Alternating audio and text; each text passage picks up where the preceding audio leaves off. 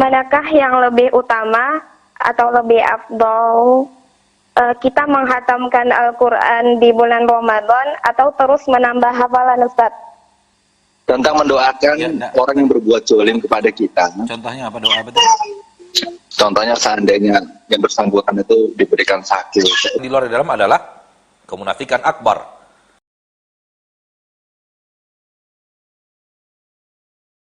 Bismillah, Ustadz, Ana mau bertanya, manakah yang lebih utama atau lebih afdol, kita menghatamkan Al-Quran di bulan Ramadan atau terus menambah hafalan, Ustadz? Karena kami mempunyai tanggung jawab setiap pekannya itu untuk menyetorkan hafalan sama guru kami, dan diamanahkan untuk memurojaah hafalan setiap harinya minimal 3 lembar, Ustaz. Mohon penjelasannya, Ustaz. Jazakumullah khairan wa barakallahu fikum. Wa iyyakum. Fikum barakallah. Jangan ditabrakkan dua hal yang tidak bertabrakan. Jangan ditabrakkan dua hal yang tidak bertabrakan. Antara mengkhatamkan Al-Quran di bulan Ramadan dengan menambah hafalan di bulan Ramadan, bukan dua hal yang bertabrakan. Kenapa harus ditabrakkan? Seolah-olah kalau kita mengkhatamkan Al-Quran gak ada waktu lagi untuk menambah hafalan dan memurojaah hafalan.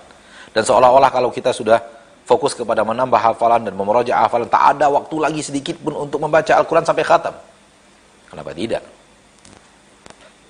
Kenapa tidak kita lakukan kedua-duanya? Kita khatamkan Al-Quran di bulan Ramadan karena bulan Ramadan adalah syahrul Quran, dan kita tambah hafalan kita selama bulan Ramadan.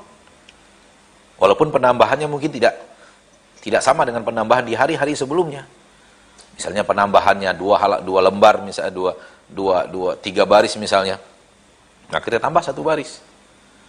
2 ayat misalnya kita tambah 1 ayat. Wallahu ta'ala alam. Intinya jangan tabrakkan dua hal yang tidak bertabrakan.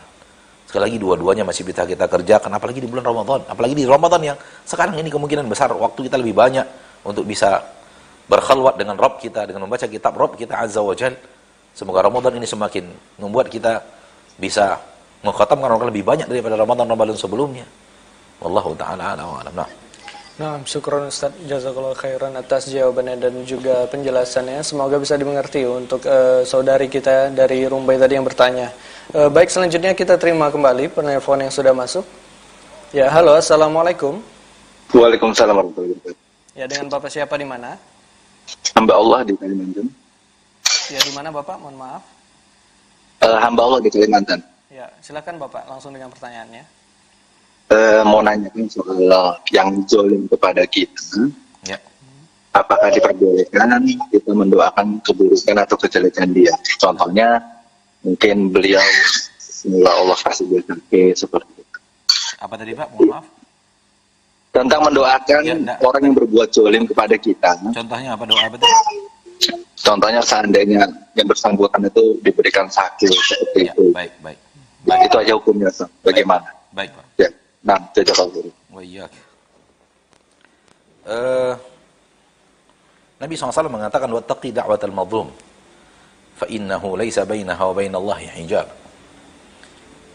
Jauhi oleh kalian doa orang yang terzalimi, karena antara doa orang yang terzalimi itu dan antara Allah tidak ada hijab.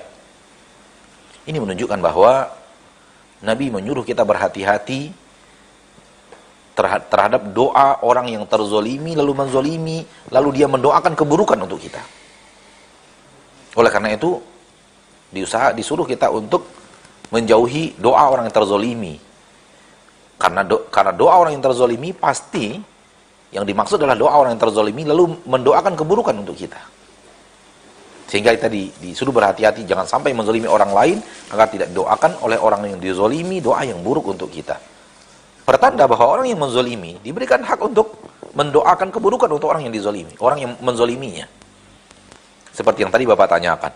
Kalau kita dizalimi dan benar-benar dizalimi, karena boleh jadi kita merasa dizalimi padahal tidak dizalimi. Namun kalau benar-benar dizalimi dengan penzaliman yang benar-benar penzaliman, maka boleh bagi orang yang dizalimi mendoakan keburukan untuk orang-orang yang menzaliminya.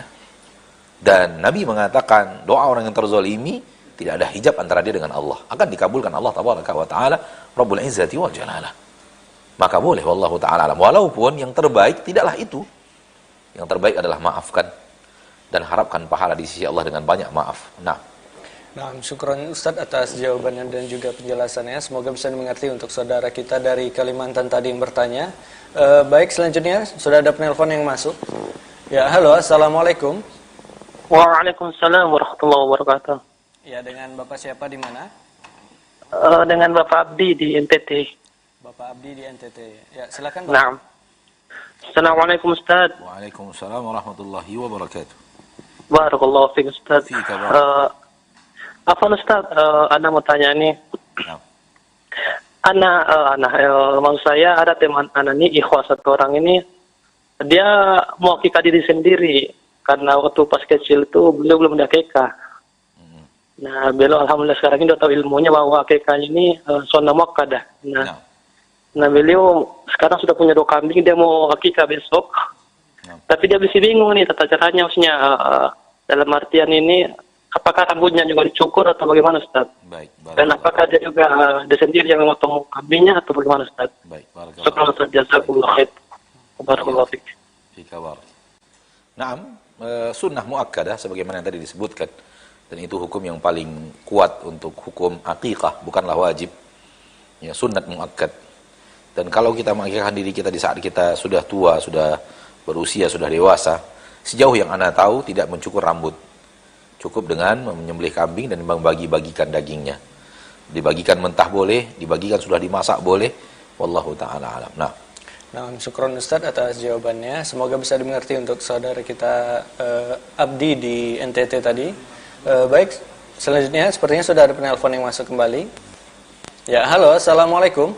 Waalaikumsalam. Ya, dengan Ibu siapa di mana? Umu Azam di Sijunjung, Sumatera Barat. Si Junjung, silakan Ibu pertanyaannya. Waalaikumsalam. Ya, silakan Ibu. Mohon maaf, fokus ke suara teleponnya saja. Mohon maaf. Ya, assalamualaikum Ustaz. Waalaikumsalam warahmatullahi wabarakatuh. Oh, Silakan. iya. Oh, ini Ustaz mau tanya, apa bedanya orang munafik sama orang fasik? Nah, ya. Dan apa ciri-ciri orang fasik? Apakah orang fasik nanti bisa keluar dari neraka? Ya, baik. Terima kasih Ustaz. Sama-sama, barakallahu. Assalamualaikum warahmatullahi wabarakatuh. Warahmatullahi wabarakatuh.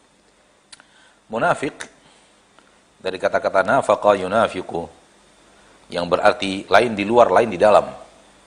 Lain di luar dan lain di dalam.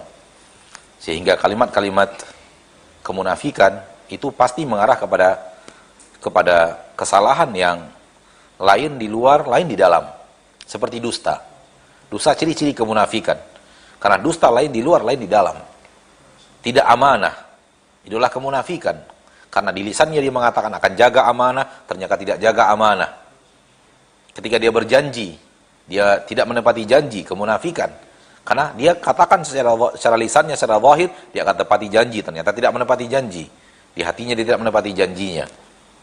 Maka lain di luar, lain di dalam. Dan yang paling parah lain di luar, di dalam adalah kemunafikan akbar. Yaitu di luar dia pertontonkan Islam, di dalam hatinya dia benci Islam. Di secara zahir dia sholat, namun hatinya mencintai agama lamanya. Dan tidak mau keluar dari agama lamanya. Dan ini kemunafikan akbar. Adapun kemunafikan yang tadi, kemunafikan kecil. Dan tetap dosa besar, namun kemunafikan kecil.